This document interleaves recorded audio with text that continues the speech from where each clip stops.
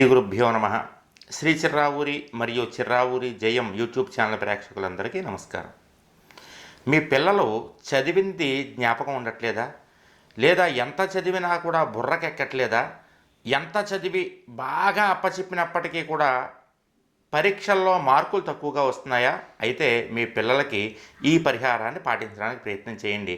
తప్పనిసరిగా పరీక్షల్లో మంచి ర్యాంకులు రావడంతో పాటుగా చదివింది చదివినట్లుగా గుర్తుండడానికి అవకాశం ఉంటుంది.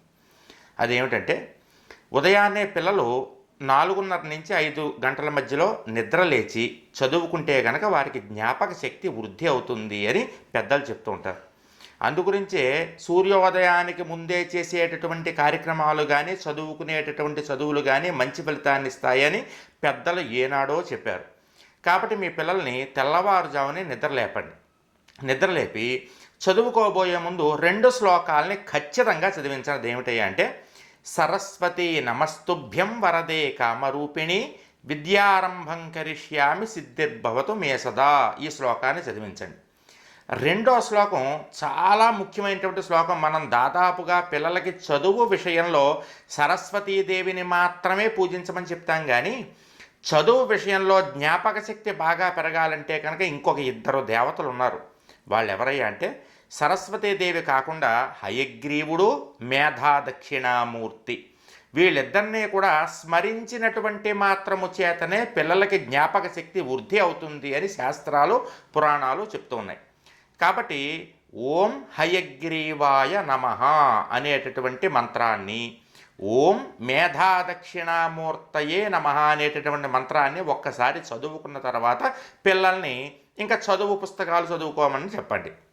అయితే మనం ఒకటి గమనించాలి, చిన్నపిల్లలకి ఏదైనా చదువు విషయంలో పూజ కానీ మంత్రాలు కానీ స్మరించేటప్పుడు వాళ్ళు స్నానము చేయవలసినటువంటి పని లేదు, మొహం కడుక్కుంటే చాలు. పెద్దవాళ్ళందరూ కూడా పూజలు చేసుకోవాలంటే ఖచ్చితంగా స్నానం చేయాలి, పిల్లలకి అవసరం లేదు. కాబట్టి సరస్వతీ నమస్తుభ్యం అది శ్లోకం చదివించిన తర్వాత ఓం హయగ్రీవాయ నమః అనేటటువంటి మంత్రాన్ని, ఓం మేధాదక్షిణామూర్తయే నమః అనేటటువంటి మంత్రాన్ని పిల్లల చేత ఒక్కసారి చదివించండి. అదేవిధంగా మీరు ఎక్కడికైనా సరస్వతీదేవి దేవాలయం ఉన్నటువంటి ప్రదేశానికి కానీ క్షేత్రానికి కానీ వెళితే ఆ దేవాలయంలోంచి కొద్దిగా మట్టి తెచ్చుకోండి. మట్టి తెచ్చుకుని చక్కగా ఆ మట్టిని ఆరావళి కుంకుమ అని దొరుకుతుంది పూజ సామాగ్రి అమ్మేటటువంటి షాపుల్లో. ఆరావళి కుంకుమలో ఈ కొద్దిగా మట్టిని కలిపి ఆ రెండిటితో పిల్లలకి చక్కగా ఇక్కడ బొట్టు పెట్టిస్తూ ఉండండి. మీకు లక్ష్మీ కటాక్షం కావాలంటే కనుబొమ్మల మధ్యలో బొట్టు పెట్టుకోవాలి. సరస్వతీదేవి యొక్క అనుగ్రహం కావాలంటే భ్రువోర్ మధ్యస్థానం, ఇప్పుడు నేను ఎక్కడ పెట్టుకున్నానో తిలకం బొట్టు కుంకుమ బొట్టు ఆ ప్రదేశంలో భ్రువోర్ మధ్యస్థానంలో లలాట భాగంలో కనుక పిల్లలకి ఆరావళి కుంకుమ సరస్వతీ దేవాలయంలో నుంచి తెచ్చినటువంటి మట్టి కలిపి కనుక బొట్టు పెడుతూ ఉంటే కనుక ఖచ్చితముగా పిల్లలకి జ్ఞాపక శక్తి అనేటటువంటిది పెరుగుతుంది. ఈ బొట్టు ఎప్పుడు పెట్టాలి అంటే, స్నానం చేసిన తర్వాత వాళ్ళు దేవుడికి దండం పెట్టుకునేటప్పుడు ఈ బొట్టు పెట్టించండి. వీలైతే కనుక హయగ్రీవుడిది ఒక ధ్యాన శ్లోకం ఉంది. జ్ఞానానందమయం దేవం నిర్మలం స్ఫటికాకృతిం ఆధారం సర్వ విద్యానాం హయగ్రీవముపాస్మహే అనేటటువంటి చక్కటి ధ్యాన శ్లోకం ఒకటి ఉంది. వీలైతే కనుక అది కూడా పిల్లల చేత చదివించండి. చక్కగా పుస్తకాలు చదువుకోవడానికి ముందు కనుక ఈ శ్లోకాలు నామాలు చదువుకుని వాళ్ళు చదువు మొదలుపెట్టారంటే వాళ్ళకి జ్ఞాపక శక్తి పెరిగి మేధస్సు పెరిగి మంచి ర్యాంకులు తెచ్చుకోవడం ఖాయం. మన పిల్లలు మంచి ర్యాంకులు తెచ్చుకుంటే మనకే కదమ్మా ఆనందం. కాబట్టి వాళ్ళు చదువుకుని ప్రయోజకులైతే అంతకంటే మనకు కావాల్సిందే ఉంది. కాబట్టి ఈ సరస్వతీదేవి యొక్క ఆరాధన చేయించండి. దీనితో పాటుగా మూలా నక్షత్రం, శ్రవణ నక్షత్రం, ఆరుద్ర నక్షత్రం, ఈ 3 నక్షత్రాలు 27 రోజులకు ఒకసారి వస్తూ ఉంటాయి. అంటే మనకు ఉన్నటువంటి 27 నక్షత్రాల్లోనూ ఈ 3 నక్షత్రాలు ఏ రోజైతే వస్తాయో మీరు క్యాలెండర్ చూసుకున్నా పంచాంగం చూసుకున్నా తెలుస్తుంది. మూలా నక్షత్రం సరస్వతీదేవి నక్షత్రం, ఆరుద్ర నక్షత్రము శివుడి నక్షత్రం అంటే మేధా దక్షిణామూర్తి నక్షత్రం, శ్రవణ నక్షత్రం విష్ణుమూర్తి నక్షత్రం అంటే హయగ్రీవుడి యొక్క నక్షత్రం.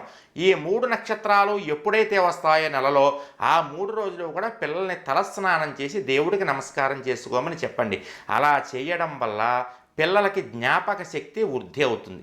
దాంతోపాటుగా మీకు దగ్గరలో కనుక ఎక్కడైనా ఉత్తరేణి మొక్క దొరికితే కనుక ఆ ఉత్తరేణి పుల్లలో 3 పుల్లలు తీసుకుని ఎండబెట్టినటువంటి పుల్లల్ని దేవుడి గదిలో పెట్టుకోండి. అదేవిధంగా రావి చెట్టు కింద రాలినటువంటి పుల్లలు ఉంటాయి. రావి చెట్టు విరగ్గొట్టకూడదు. చెట్టు నుంచి రాలినటువంటి పుల్లలు ఒక 11 పుల్లల్ని తెచ్చుకొని చక్కగా దేవుడి గదిలో పెట్టుకోండి. అలా పెట్టుకోవడం వల్ల కూడా చక్కగా పిల్లలకి జ్ఞాపక శక్తి అనేటటువంటి వృద్ధి అవుతుంది. ఈ వీడియోని మీరు శ్రీ చిర్రావూరి మరియు చిర్రావూరి జయం యూట్యూబ్ ఛానల్స్ ద్వారా చూస్తూ ఉన్నారు కాబట్టి మీరు మరిన్ని విశేషాలు మా నుండి తెలుసుకోవాలనుకుంటే ఈ వీడియో కింద సబ్స్క్రైబ్ అని ఎరుపు రంగులో ఉంటుంది, దాన్ని చక్కగా క్లిక్ చేయండి.